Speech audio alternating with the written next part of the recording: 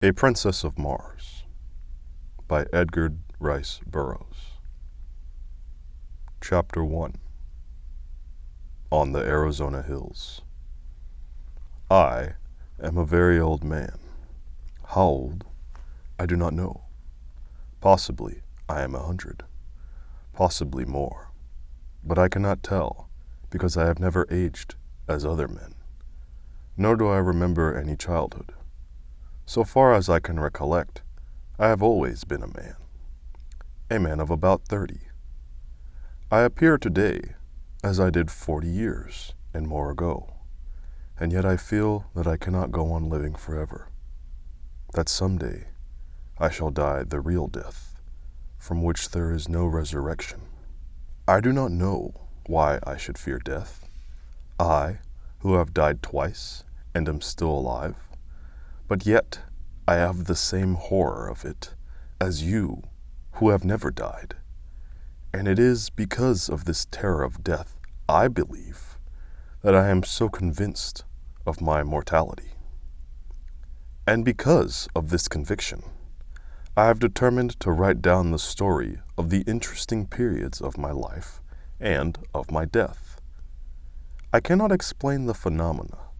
I can only set down here, in the words of an ordinary soldier of fortune, a chronicle of the strange events that befell me during the 10 years that my dead body lay undiscovered in an Arizona cave.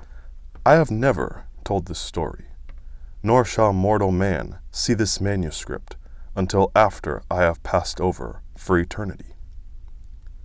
I know that the average human mind will not believe what it cannot grasp, and so I do not purpose being pilloried by the public, the pulpit, and the press, and held up as a colossal liar, when I am but telling the simple truths which someday science will substantiate.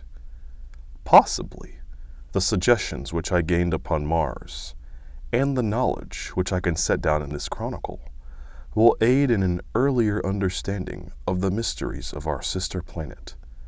Mysteries to you, but no longer mysteries to me. My name is John Carter. I am better known as Captain Jack Carter of Virginia.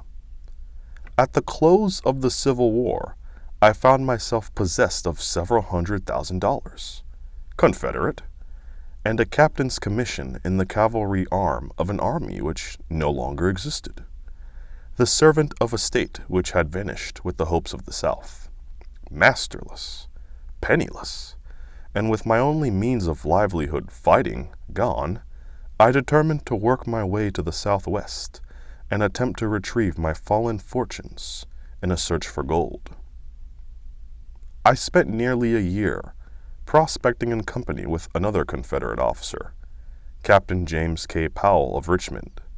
We were extremely fortunate, for late in the winter of 1865, after many hardships and privations, we located the most remarkable gold-bearing quartz vein that our wildest dreams had ever pictured.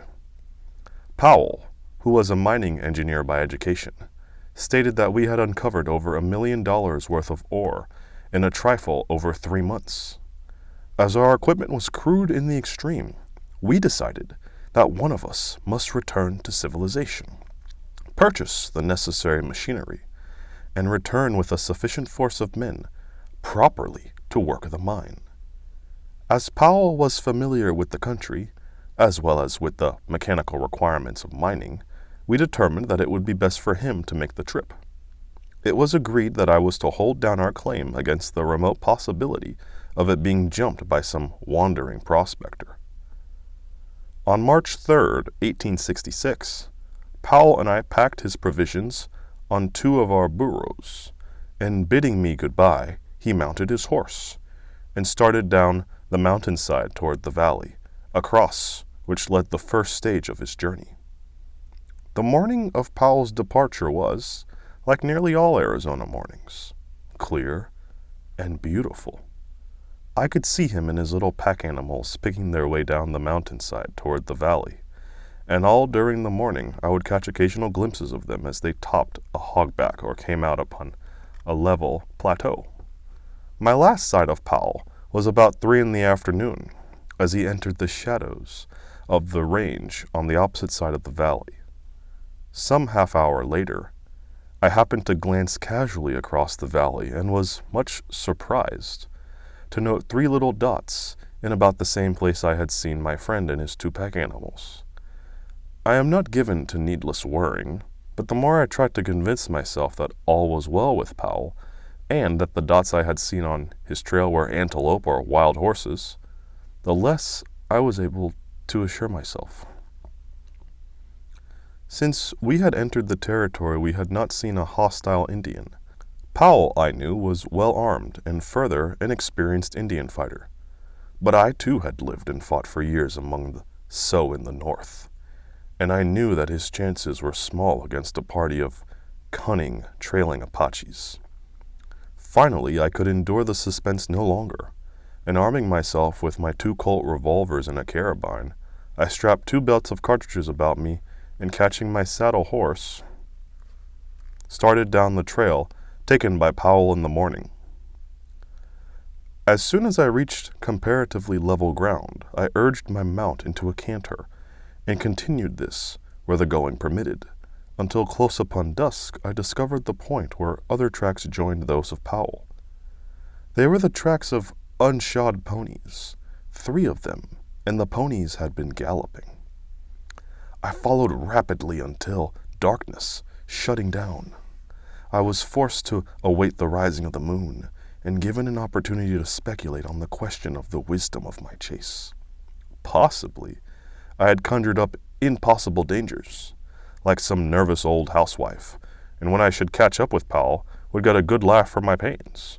However, I am not prone to sensitiveness, and the following of a sense of duty, wherever it may lead, has always been a kind of fetish with me throughout my life, which may account for the honors bestowed upon me by my 3 republics, and the decorations and friendships of an old and powerful emperor, and several lesser kings, in whose service my sword has been read many a time. About 9 o'clock the moon was sufficiently bright for me to proceed on my way, and I had no difficulty in following the trail at a fast walk, and in some places at a brisk trot, until about midnight I reached the water hole where Powell had expected to camp. I came upon the spot unexpectedly, finding it entirely deserted, with no signs of having been recently occupied as a camp.